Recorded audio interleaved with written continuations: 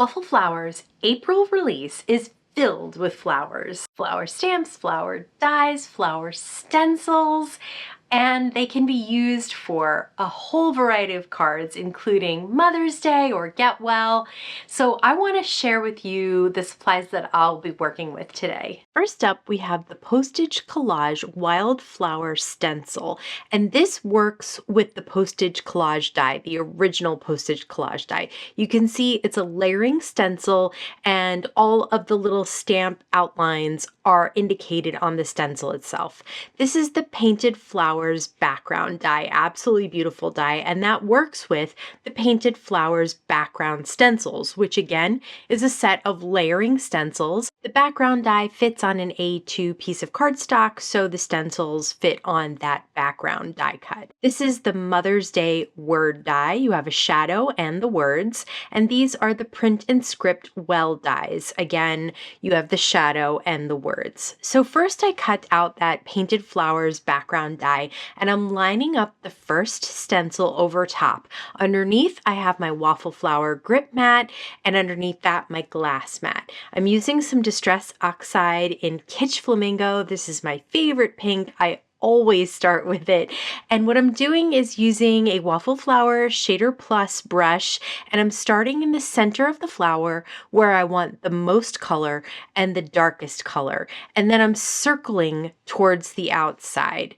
This is a great way to get a gradient of color even if you're only using the one color. So you don't really have to use a ton of different colors here, but it is nice to be able to use those shader brushes and only get ink where you want it and get it in a way that it looks very realistic where the flower center is the darkest. I'm carefully peeling off the stencil because my grip mat is very clean, which means it's very sticky and I don't want to tear my stencil.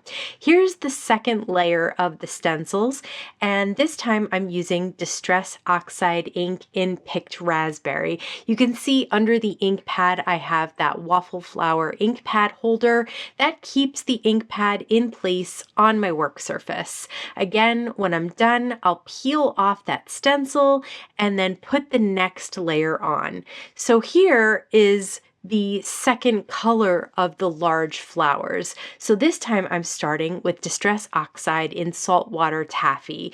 These pinks and corals together are some of my favorite color combinations. I use them a lot. If you can see the brushes in the cup on the side, that is the brush duo cup holder. You get 2 in a pack, and I love it because it is a bright white silicone which cleans off very easily. Again, for the second color here, I used Abandoned Coral, and again, definitely using the darkest part in the center of the flower and circling out to get the lighter part there. This is Ripe Persimmon, and these are for my coral flower centers. You can see on the stencil, it's hard to see in camera, but there's a line that shows you which ones get which color. So there's a line that says, you know, all of these flowers will get one color and all these flowers will get another color. In any case, for the very center of the flower, I'm using mustard seed on all of them. I'm still using a shader brush even though I'm only using one color there, because then I don't waste a ton of ink on a larger brush. And look at how beautiful those painted flowers turn out. I absolutely love this combination, so I created a second one with a color combination in a blue format. Here is the original Postage Collage Die, and it cuts out exactly what it says, a postage collage. You can see that there. I have placed it on my 8.5 by 8.5 grip mat and then placed the new stencil, the Wildflower stencil, on top. Again, I'll use those shader brushes because I don't want ink all over the stencil. I want to color each of those squares or those postage stamps in a couple of different colors. For the yellow, I used Squeezed Lemonade, and then Saltwater Taffy, and then Spun Sugar for the pink. Here's the second stencil. So it creates another layer of the flower on the bottom right.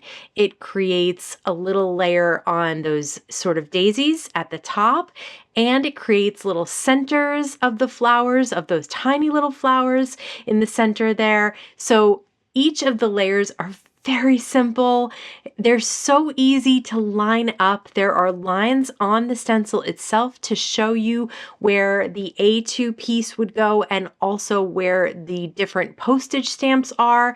So these stencils are so easy to use and the results are just absolutely fabulous. Look at that. I adore this postage collage. I think the flowers are so beautiful. And so I created another one in another color combination because I just couldn't stop.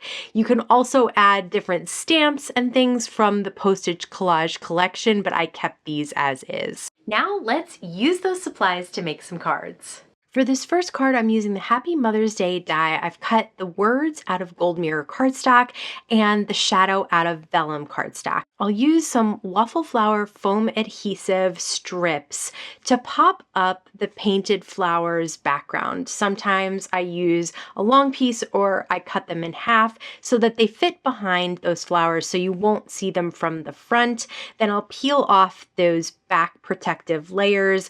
I really like the way this looks popped up. It's a really pretty die cut, and when you see just that little hint of it creating a shadow on an A2 piece of cardstock, I think it looks even more phenomenal. Now I'll take my Sweet Petunia Precision Glue Press and add a little bit of liquid glue behind the Happy Mother's Day words and place them on the vellum. Then flip that over and place a little bit of liquid glue behind the gold mirror cardstock so it's hidden behind the vellum. And then for a little bit of extra embellishment, I grabbed some candy dots. I'm using the unicorn candy dots. I love the colors and the shine of those embellishments. They were perfect as flower centers. So for the blue color combination, I decided to stick with white for the Happy Mother's Day dies. Now I have a piece of fun foam that I cut out of white and a piece of white cardstock. I'm adding liquid glue to the top of that fun foam die cut, and then I'll place the cardstock on top. So it will still look like a cardstock die cut, but it will be perfectly popped up. I've placed an acrylic block on top of it to make sure it stays in place and dries. I used those same foam lines behind that die cut so that I could pop it up on an A2 piece of white cardstock. And now I'll adhere that white fun foam and cardstock down to the vellum shadow, flip it over, and then hide the liquid adhesive behind the white letters once again and place that right onto that painted flowers stencil die cut. And this time I'm using another set of the candy dots that has a light blue and sort of a medium teal color. I thought those were perfect for this particular color combination of the cards. So these two cards were so easy to pull together. I love both color combinations. They're so much fun. And that Happy Mother's Day sentiment is the perfect focal sentiment on a Mother's Day card. Now, before we dive into a couple more cards, I did want to show you how the Get Well script and print dies cut out. So I've cut out all of the words out of the gold mirror cardstock and all of the shadows out of vellum, and I'll use a little bit of liquid glue from the Precision Press to adhere the words down to the shadows. So I love both of these, the print and the script. I'm also using today the Gingham Berry Sweet pattern paper from Waffle Flower. This is double-sided pattern paper and it's 4 1/4 by 5 1/2. So there is no waste with this pattern paper pad. I absolutely adore the ginghams and the plaids that you get. And so I'm putting the postage stamp popped up onto 2 pieces of those pattern papers from that pad. And I just love the way they sort of complement the flowers on the postage collage. So for this card, I'm using the print Get Well, and I'm once again using the Precision Glue Press to get just a tiny hint of liquid glue behind the letters so you don't see it through the vellum, and place that in one spot on that Postage Collage die cut. For this one, I'll use the script and I'll place it on the other side of the Postage Collage die cut. So really both sides can fit a sentiment and look really nice. And then I'll add some of those candy dots in a couple of places on the flowers. And I love the way those candy dots just add a little bit of extra special touch